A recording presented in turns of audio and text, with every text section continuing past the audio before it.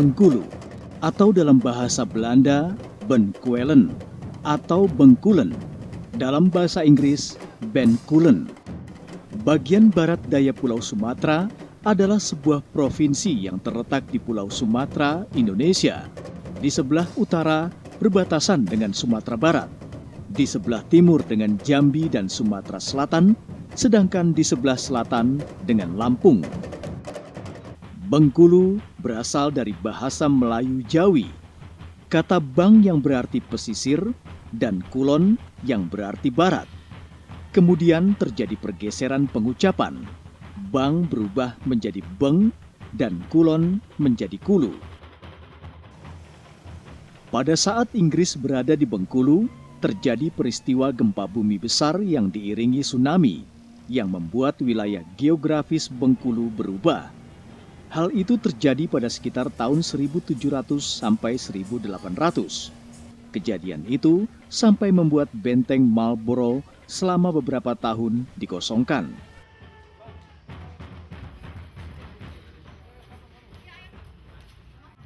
Bismillahirrahmanirrahim. Ake doya, bonca, hemate, pande kelate, pande hare, hefwa, hefwa, hefwa.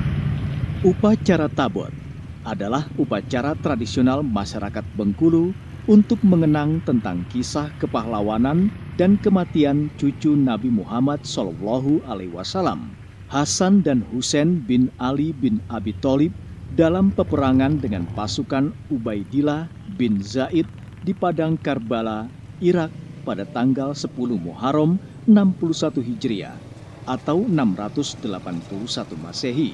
Al-Husain!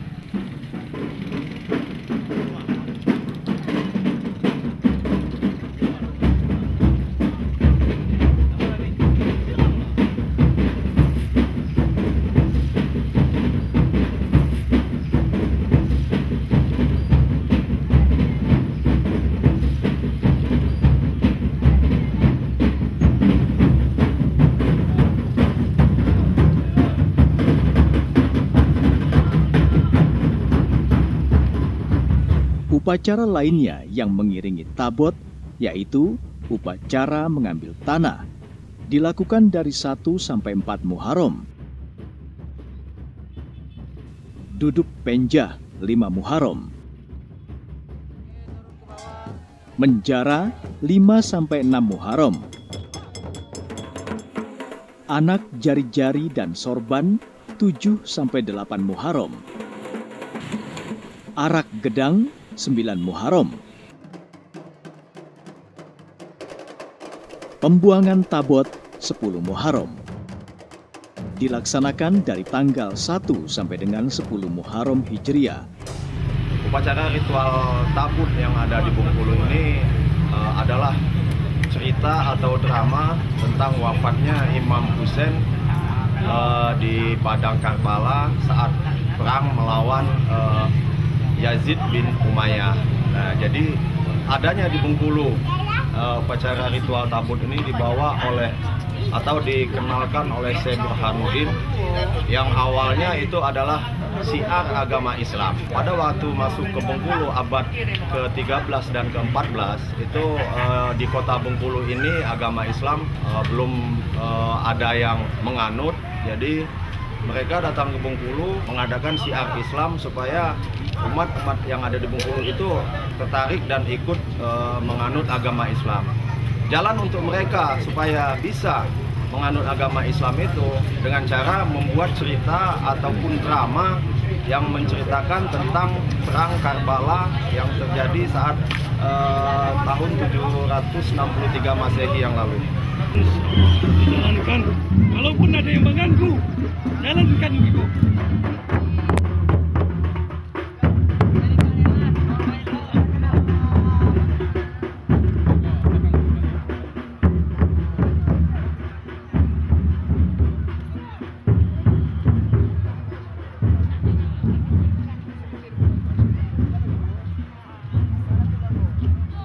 Perayaan ini telah diselenggarakan secara tetap oleh masyarakat Kota Bengkulu sejak abad ke-14. Masyarakat Kota Bengkulu percaya bahwa apabila perayaan ini tidak mereka selenggarakan, maka akan terjadi musibah atau bencana. Oleh sebab itu, tidak mengherankan apabila perayaan Tabot ini penuh dengan kegiatan-kegiatan yang bersifat ritual dan kolosal. Kalau saya berpikir kembali ke kebudayaan, ini adalah milik Bengkulu yang harus dijaga dan dilestarikan. Tapi kita tidak meninggalkan kaidah ajaran agama Islam. Nah, disinilah perlu kita mengoreksi, mengevaluasi bahwa segala sesuatu itu kita minta petunjuk, dan segala sesuatu kita sebagai umat Islam kita harus menjaga kelestarian dan budaya Islam ini dengan melaksanakan sholat 5 waktu. Nah, ini yang pokok. Kalau yang lain-lain itu adalah pernik-merit dalam satu kegiatan yang beda tapi khusus khas Kota Bengkulu. Jalan! Takut tuh jalan, takut tuh jalan, suruh jalan takut. Takut tuh jalan, jalan takut tuh. Jangan takut.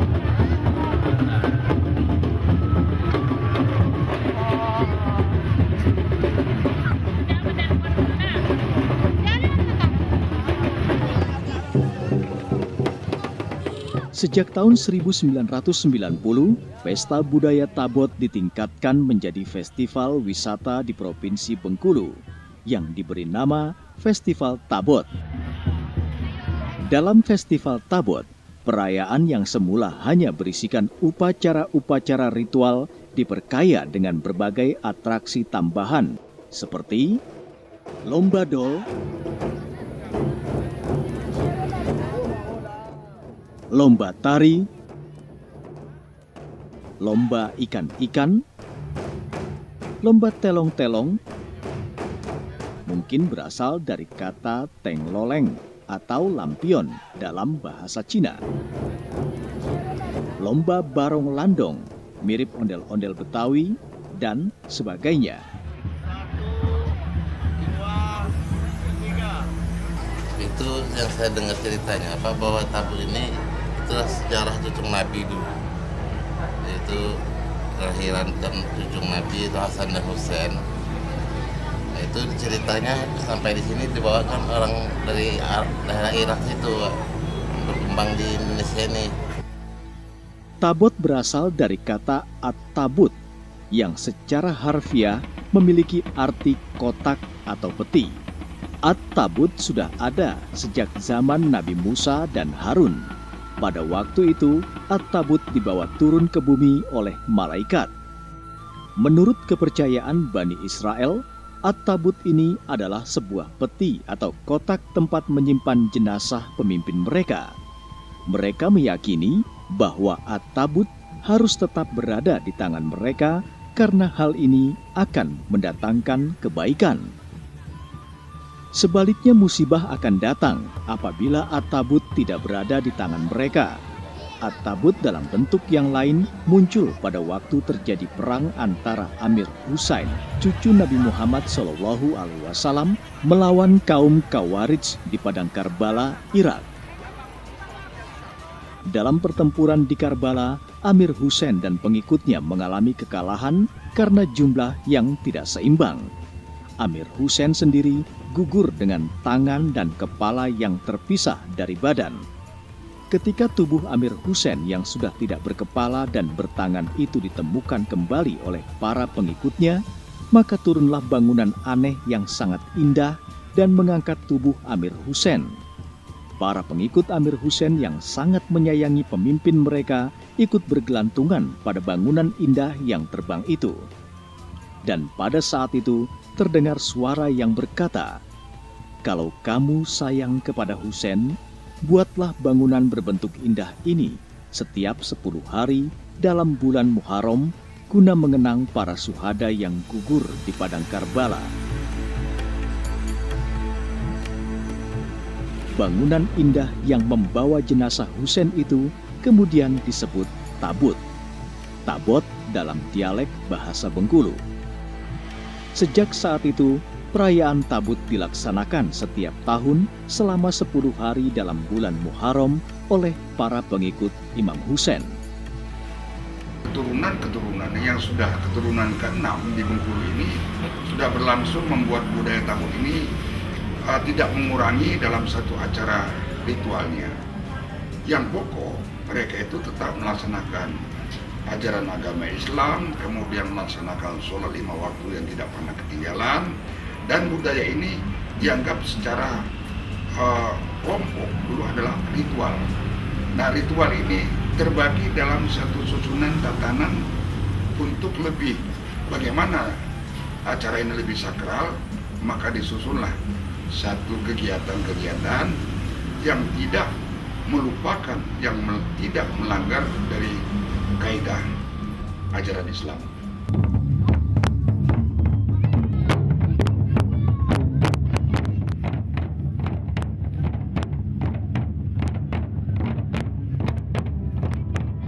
Rangkaian upacara ritual budaya Tabot. 1. Upacara pengambilan tanah. Upacara pengambilan tanah dilaksanakan pada malam hari sebelum tanggal 1 Muharram, sekitar pukul 20 waktu Indonesia Barat, atau setelah sholat Isya. Upacara pengambilan tanah dilakukan di 2 tempat, yaitu di Pantai Nala dan Tapak Padri.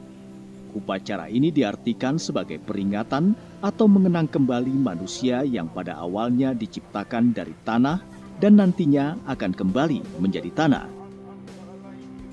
Upacara ini dilengkapi sesajen berupa bubur merah, gula merah, sirih 7 subang, rokok 7 batang, air kopi pahit, air serobat atau air jahe, air susu sapi murni, air cendana, dan air selasi. Sesudah sesajen didoakan, diambil tanah 2 kepal. Sekepal diletakkan di gerga, diibaratkan benteng, dan sekepal lainnya dibawa pulang untuk diletakkan di atas tabot yang akan dibuat. Pengambilan tanah itu adalah simbol karena kita manusia. Manusia ini berasal dari tanah, kemudian akan kembali ke tanah lagi. Nah, kita berkumpul di satu tempat di lapangan Merdeka dikarenakan ini ada 2 kelompok. Kelompok imam dan kelompok bansal. Kelompok imam terdiri 9 tabut sakral dan tabut bansal terdiri 8 kelompok tabut bansal. 2. Upacara duduk penja. Upacara sakral duduk penja dilaksanakan selama 2 hari, yakni pada tanggal 4 dan 5 Muharram pada pukul 16 waktu Indonesia Barat. Ini dilakukan pada tanggal 5 Muharram. Penja adalah pending jari-jari yang berbentuk jari-jari tangan yang terbuat dari tembaga serta disimpan di atas rumah sekurang-kurangnya selama 1 tahun. Didahului dengan berdoa, penja diturunkan untuk dicuci, dilengkapi sesajen berupa emping, air serobat, susu murni, air kopi pahit, nasi kebuli, pisang emas, dan tebu. Setelah dicuci, keluarga pembuat tabot langsung mengantarkan penja yang dibungkus ke gerganya dengan diiringi bunyi dol dan tasa untuk disimpan kembali selama upacara perayaan tabot. Upacara ritual arak jari-jari, di mana yang menggambarkan arak jari-jari tersebut memaknakan bahwa Ahlul Bait ataupun penyayang Imam Husain itu telah menemukan jari-jari Imam Husain. 3. Upacara menjara. Upacara menjara dilaksanakan malam hari tanggal 5 dan 6 Muharram mulai pukul 19.30 waktu Indonesia Barat. Menjara berarti perjalanan panjang di malam hari. Upacara ini dimaksudkan untuk melakukan silaturahmi atau konsolidasi. Pada malam pertama, tanggal 5 Muharram, kelompok bangsal mengunjungi kelompok imam. Dan pada malam kedua, tanggal 6 Muharram, kelompok imam mengunjungi kelompok bangsal dengan perlengkapan dol dan tasa. Dalam perjalanan, perlengkapan musik dol dan tasa akan melakukan lagu semi sauri pada saat berjalan dan lagu-lagu sauri, melalu dan tamatam pada tempat-tempat berhenti.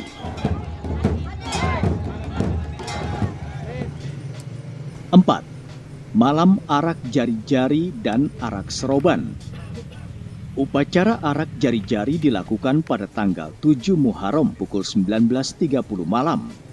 Malam arak jari-jari dilaksanakan dengan menempatkan penja yang sudah didudukan di atas tabot coki.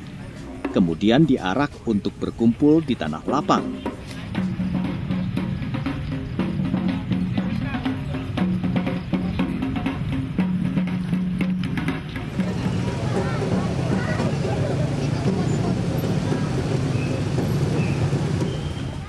Sedangkan persiapan upacara arak seroban diselenggarakan pada tanggal 8 Muharram pukul 16 waktu Indonesia Barat atau setelah sholat asar, yakni mempersiapkan seroban untuk diarak bersama-sama penja atau jari-jari pada malam harinya. Upacara ini diibaratkan sebagai pemberitahuan kepada masyarakat bahwa jari-jari tangan dan sorban Amir Husain telah ditemukan di padang Karbala.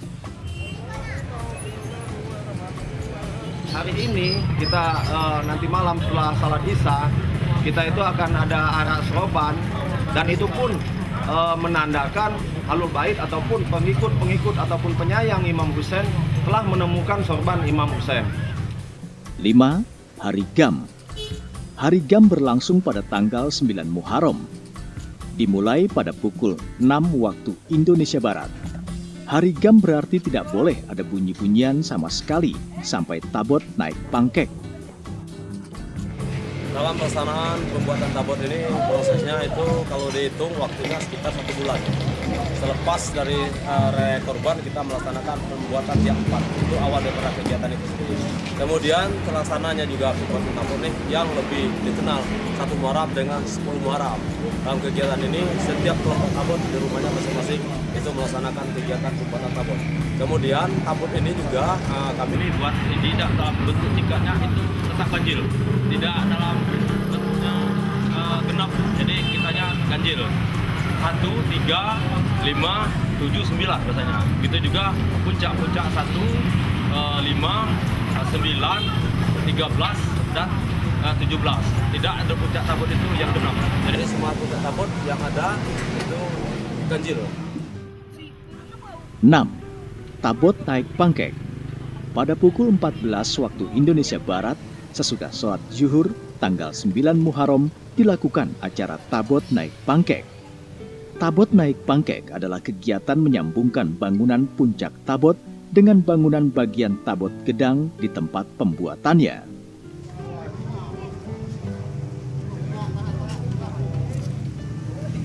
Saya berdiri di sini sebagai keturunan ke-6 dari Syekh Burhanuddin, ataupun yang mengenalkan drama ataupun cerita tentang upacara ritual tabut ini di Kota Bengkulu.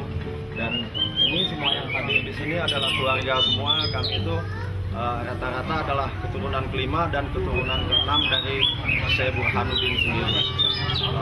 Jadi kita di sini doa ya doanya tetap doa agama Islam supaya semua kegiatan kita itu dilindungi ataupun diberkahi oleh Allah Subhanahu wa taala.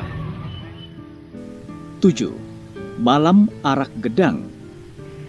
Pada tanggal 9 Muharram pukul 16 waktu Indonesia Barat, tabot dibawa ke gerga untuk soja dan penja dinaikkan ke atas tabot sebelum diarak menuju tanah lapang untuk bersanding. Pada pukul 19 malam harinya, tabot sudah bersanding di tanah lapang. Prosesi ini disebut malam arak gedang.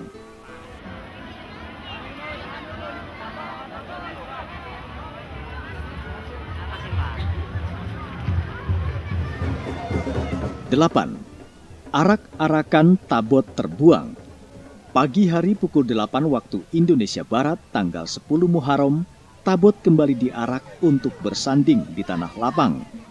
Setelah itu tabot diarak menuju Kerabela, sebutan orang Bengkulu untuk Karbala. Sebelum diarak, seluruh tabot menyembah terlebih dahulu kepada tabot imam dan tabot bangsal.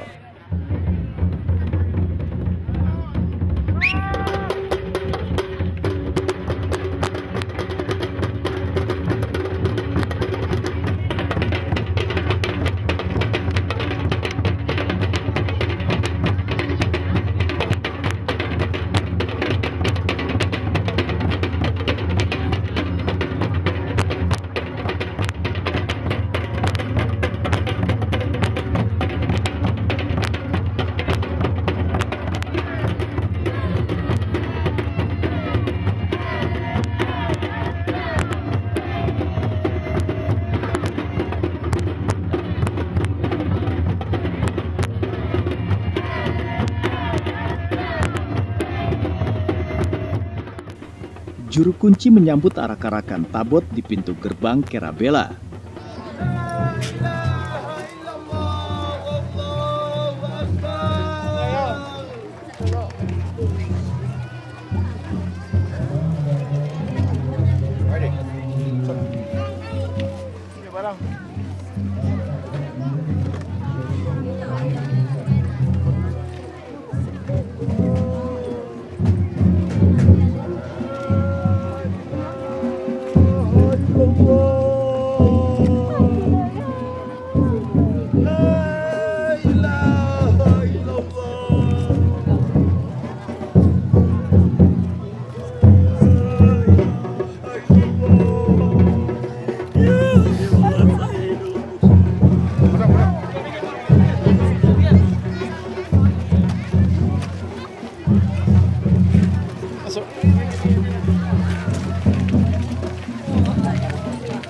Setelah itu, arak-arakan tabot menuju kompleks pemakaman Kerabela. Dan di sini dilaksanakan upacara penyerahan tabot kepada leluhur di makam Sah Bedan Abdullah, ayahanda Syekh Burhanuddin.